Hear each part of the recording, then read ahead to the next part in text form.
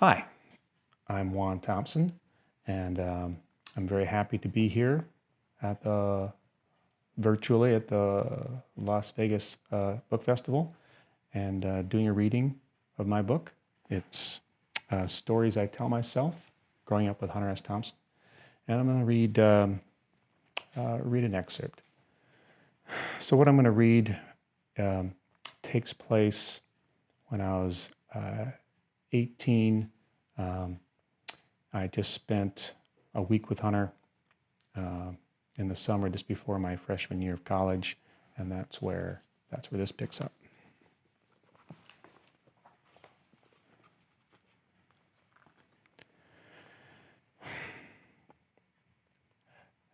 As I was getting on the plane in Aspen to fly to Boston, Hunter gave me a letter. He told me to read it once I was in flight. September 1st, 1982. Dear Juan, okay, you're off. And things seem generally under control, on your end anyway. I'm still juggling madness on this end, and I've never even heard a rumor that the end might be in sight. It's a queer life for sure, but at least it keeps me in shape, more or less. Here are 3 valid $50 checks, which should keep you solvent at least long enough to settle in and get a fix on things. Use them to open your own bank account in Boston. Also, call me tonight to confirm your safe arrival. Don't forget to do this tonight. The sheepskin jacket is a present from Layla. Boston is cold in the winter. I'll call Dick and Doris Goodwin and Mike Barnacle at the Globe to say you'll be stopping by sometime soon to say hello, etc. Call your advisor from the Denver airport and say you'll be late for dinner, but you'll try to make it and you'd like to meet him tonight. Also, ask him the best way to get from the airport to Tufts ASAP. And tell him you're very concerned that your application for the school newspaper didn't get there in time. Can he help you straighten out the confusion?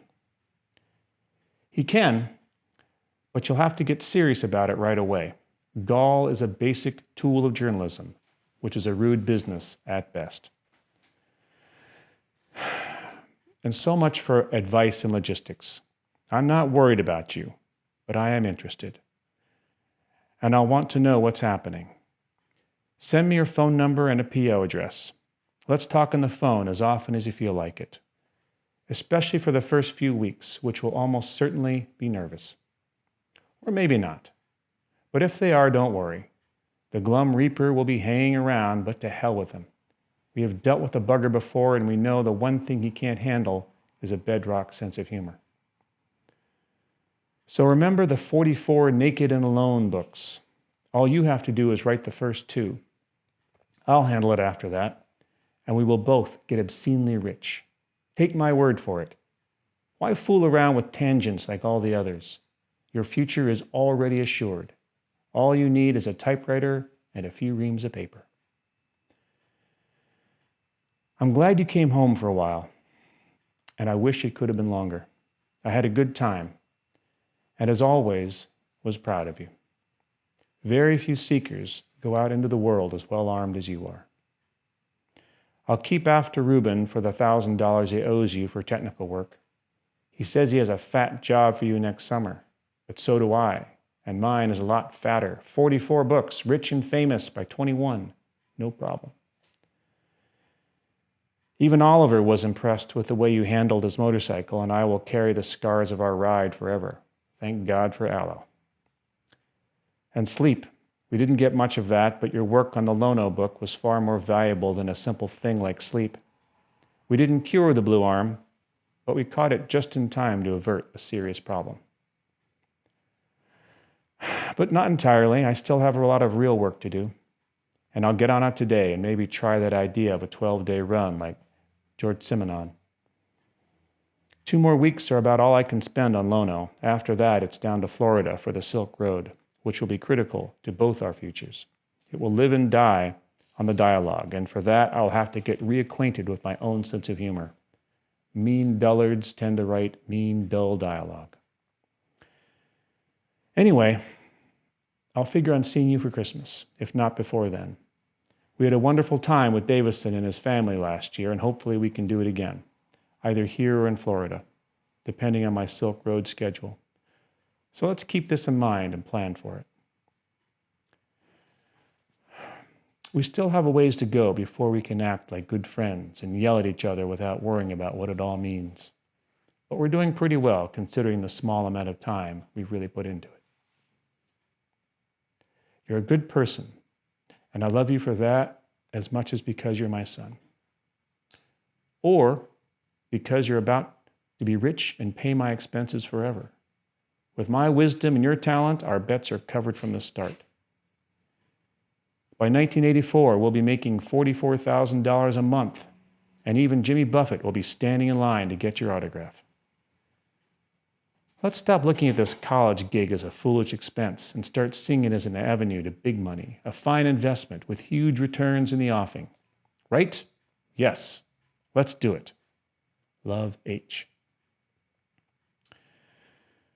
Sometimes, apparently ordinary events or objects encapsulate vast realities. This letter is one. What is perhaps most remarkable is that I had completely forgotten about this letter until I rediscovered it during my research for this book. It is a letter I had been waiting for my whole life. A promise of an engaged father who gives advice, gives encouragement, promises adventure, affirms the good times, and talks of getting together soon. All of a sudden, I had a father again. How could I have forgotten this letter?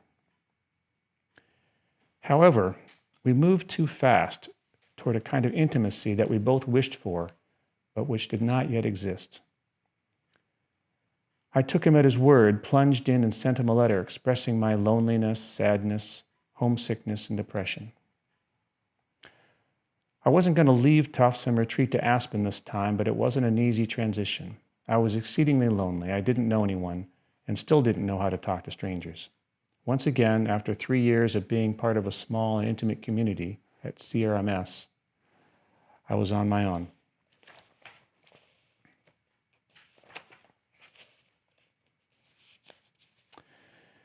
Mealtime at the dormitory was the worst. All those people, all that talk, all those connections around me in which I had no part. It was unbearable to eat alone with no distraction. I would eat as fast as possible, and still the meal seemed to take hours.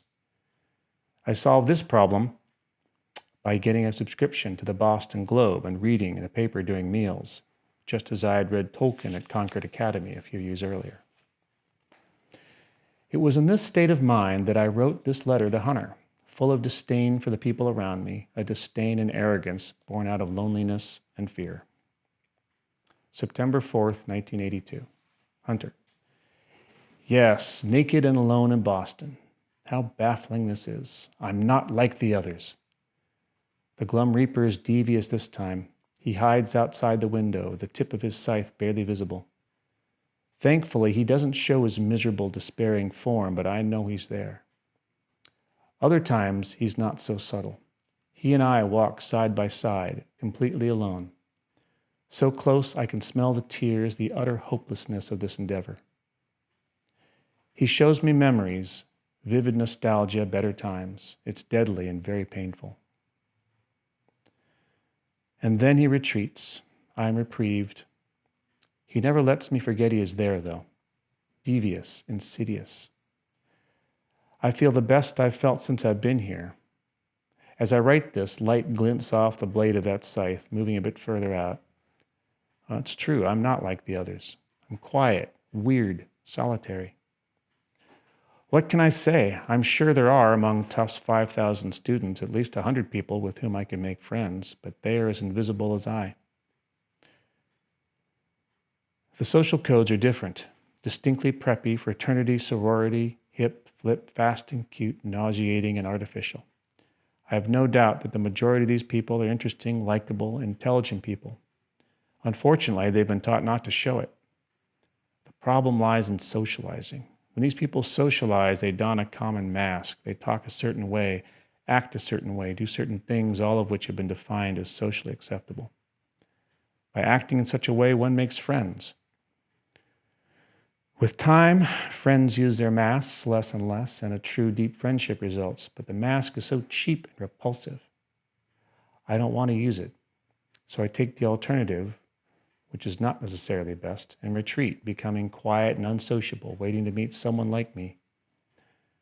Lonelier. The price of principles. The price of a progressive Aspen Western education. The community school. I'd do it again 1,000 times over. Tried calling you tonight. No answer. Play? You're right about the sense of humor, the ultimate weapon. Unfortunately, humor seems so far away when I most need it. I've made a sign, naked and alone, which I'm putting on the wall. Perhaps Tufts isn't the place for me. Perhaps the East isn't the place for me. Nevertheless, I'll definitely plan to stay a year here to make a fair judgment. No Concord fiasco. I'm more sensible than that. Yeah, it's easy to say that behind his back, but when he's beside me, it's hard. Please call anytime. I really enjoyed your letter. Thank you. It helped. Get some work done. I'll be working hard here. Fear's in the air. These people would rather be at Harvard, old Harvard. These people will be running the country. Not me. I'm not like the others. I won't be. Never. A year here may be long enough or just the beginning. Remind me, keep me honest. My objectivity can be easily lost here. Enough. I love you, Dad. Juan. When I found my letter to Hunter in the archive, I also found his notes that he had scrawled on the letter. Yeah, they're all gay like me. Why won't they admit it? Jesus, what hath Sandy wrought? No college will cure this problem. Only postpone it for $1,500 a month. That would pay the mortgage on Owl Farm. I've already paid $5,000, another $1,000 due on October 1st.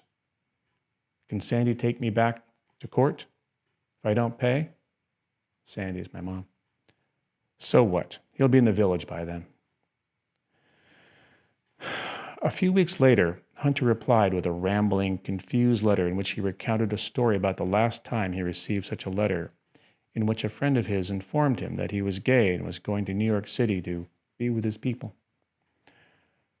Hunter wrote that their friendship petered out after a few get-togethers, not because of Hunter's hostility to gays, but because they now had different interests in social circles. He finished the letter with this. There's a naughty kind of intensity in your message that was exceeded only by its obscurity.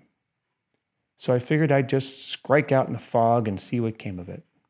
None of my doctorates gave me wisdom in areas like this, but I sense something heavier than just college on your mind, and I think I should know what it is. Tell me. I'd written him 2 long letters explaining how lonely and unhappy I was, and his reaction was to tell me I wasn't being clear and to state the real problem.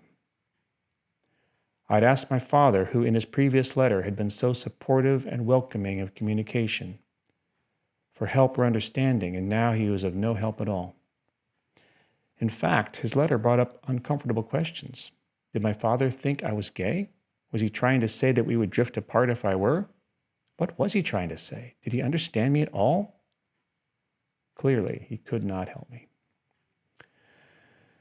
That first letter from Hunter was beautiful wishful thinking. He wanted to believe we had that kind of relationship, as did I.